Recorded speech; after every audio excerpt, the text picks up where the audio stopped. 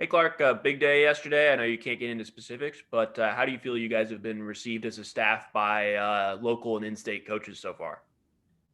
Received really well. I think we have guys with deep relationships in the area in general, that obviously having alums on staff that have been a part of this program also helps. But yeah, no, we've been received well, and we're looking to build. I mean, it's there's a lot of excitement, and I think particularly once we get the chance to get players and coaches around this coaching staff and around this program, I think that'll only help with traction and recruiting. So exciting day, but definitely something we want to continue to build on. Adam? Yeah, I've actually got a couple recruiting questions too. When you were at Notre Dame and other schools, how much recruiting did you do in Middle Tennessee? Was that routine visits? Was that just depending on the player? How much did you come back here to recruit around Nashville?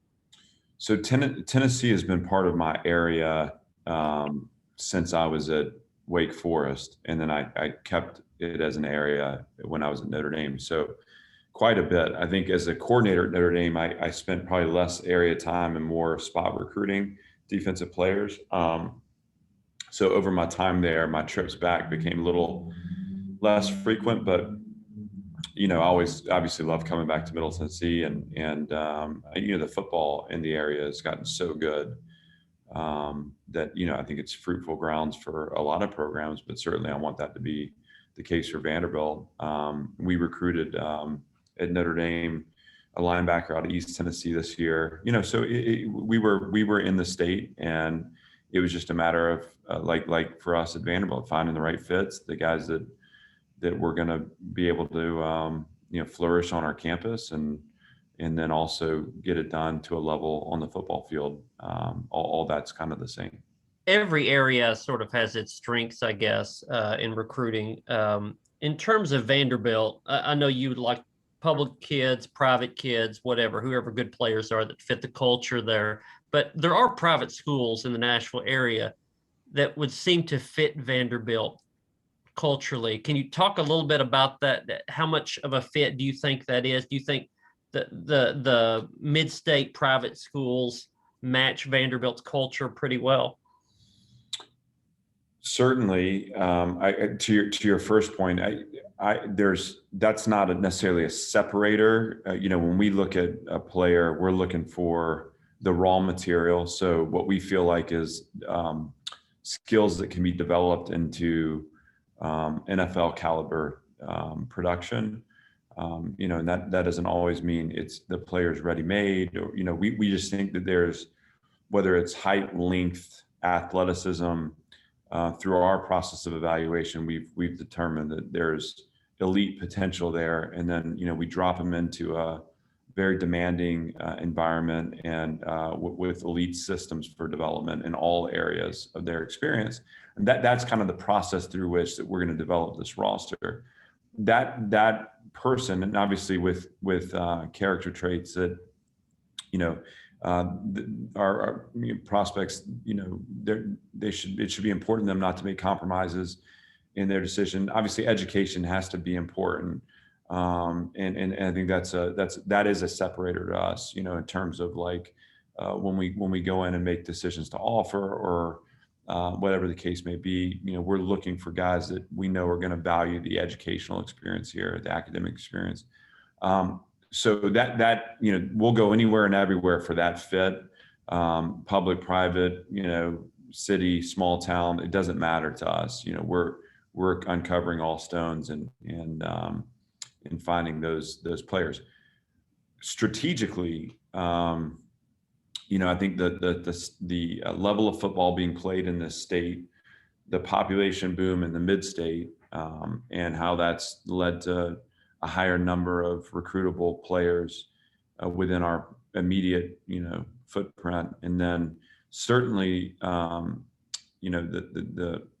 private high school programs that, have just risen to such excellence in the mid-state and in the state in general, honestly. I mean, all those things are exciting to me because, in some ways, someone who's chosen, or a family that's chosen to send their son to a private high school has made the choice already, to understand how that can separate, and that is conducive to to making that choice again. So that's exciting to us, but certainly not something that we spend a lot of time on in terms of in our process of evaluation identification, because fits for us exist everywhere, and obviously there are a lot of really, really good public high schools, public high school football programs, public high school academic institutions with high achieving, high reaching players. Our job is to get out there and just find the ones that, again, fit our profile as far as the importance of education, and then obviously meet the marks for us as far as our evaluation methods. And if I can, just one more. A lot of coaches find it frustrating that Vanderbilt has the high academic standards, that it's hard. The pool is so small compared to other SEC schools. But I would imagine Notre Dame and Wake and other places you've been are probably pretty similar, right, to those standards. I don't view that as that's a point of celebration for me, not a point of frustration. I think it gives us a chance to recruit a certain type of young person that, again, is high reaching, high achieving in all areas. That is exciting to me. And what Vanderbilt becomes, in my vision, is the kind of breeding grounds for the future leadership of our country. I mean, this is a program that's going to be dealing with players that'll certainly go on to have NFL careers, but also equally as important, we'll go on to take leadership positions in our community, in our business industry. And so through, with that in mind, that's why that's why the work here that we're doing is so important. Thanks. Simon. I'm sure this was asked weeks or months ago, but now that, recruiting has started back up, or at least commitments have started coming in yesterday, can you talk about the process of hiring Barton Simmons? I know you guys go way back. So how did that come to fruition? And now that recruiting is underway, what sort of role does he play, both recruiting and identifying the talent that you bring in? So Barton oversees our system for recruiting, meaning that there's multiple facets to that, right? There's the scouting aspect where we're looking for specific traits, physical traits, and also those aspects of character and academic performance. But Smoke Dixon is kind of directly responsible for that. He's got Darius Darden-Box and Brandon Jones working with him too. That scouting operation is really the starting point for both film evaluation, workout evaluation, point of attack tape, game tape. They spend their time grinding through films to determine who has the traits necessary for us to develop into elite level performance. Nick Valdesari oversees our kind of recruiting operation. He's the recruiting coordinator that has an on-campus component that Christina DeRuiter has just come on board. It's got an operations component that Coco Nelson oversees, but that's really more about the direct experience of the prospect when they're on our campus, but also some of the more important transcript evaluations, high school relations, those aspects of the recruiting process kind of funnel through them. Barton oversees it all. Barton obviously has, my relationship with him was important only because, I think there's just a mutual respect and trust. But I hired him not because he and I were really close. I hired him because he's an incredibly skilled evaluator. He's got a great perspective on the landscape of college football, and he's an outside the box thinker. And for me, in that role, I needed someone that understood the unique aspects of being at Vanderbilt, the advantages that we can compound over time to create separation for this program, and someone who had the discipline and the patience to see those processes through. So much of college sports is transactional. So much of it is short-term based.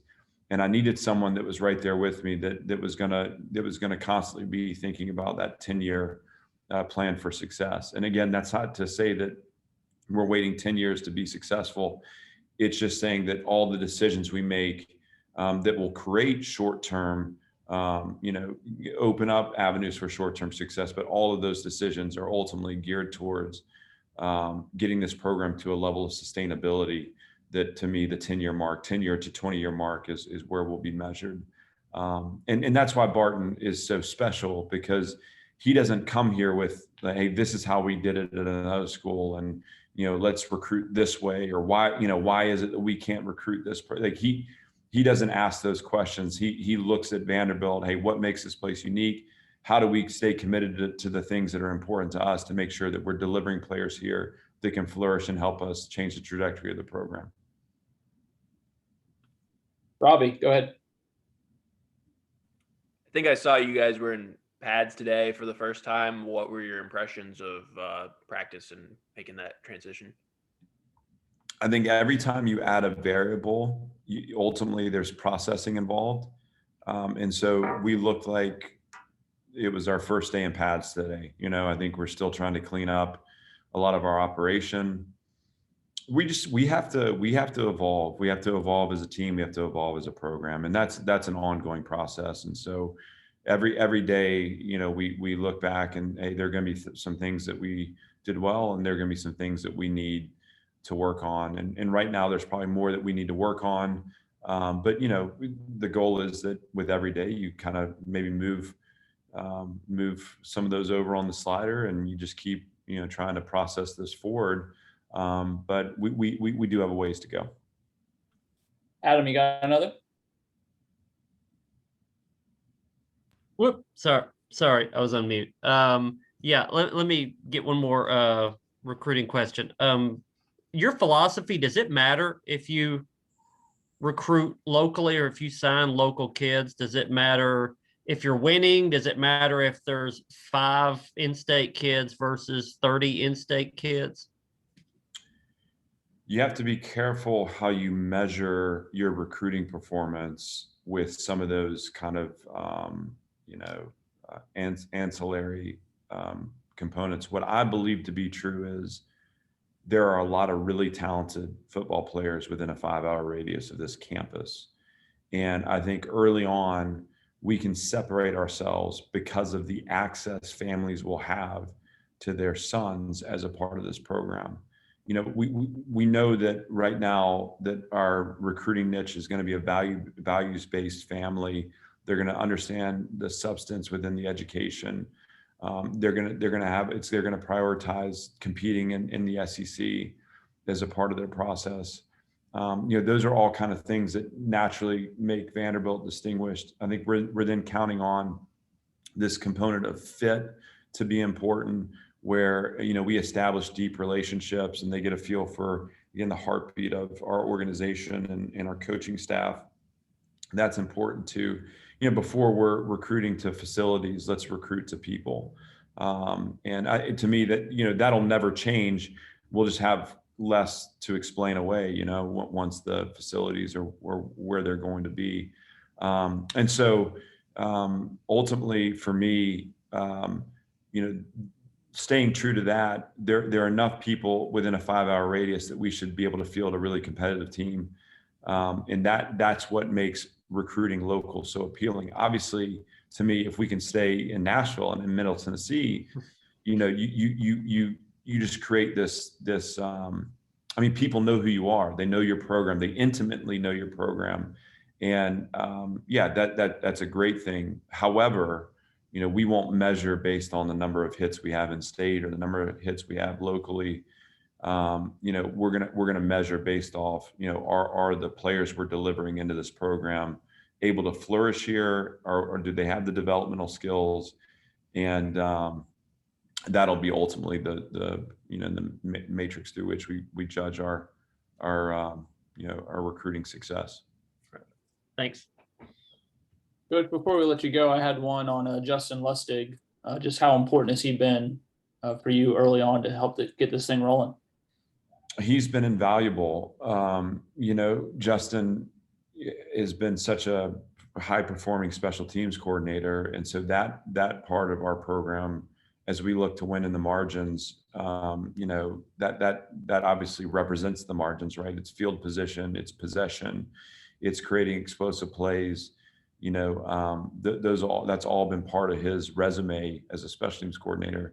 But his role as the assistant head coach, he's a confidant to me. He's a guy that I lean on to just keep a pulse on, the direction we're heading. And if I have uncertainties about my messaging or, what the right what the right words are, or, the emotion behind the words, whatever. I mean, he's a great guy for me to sit down with and just talk about that. He's been a head coach before.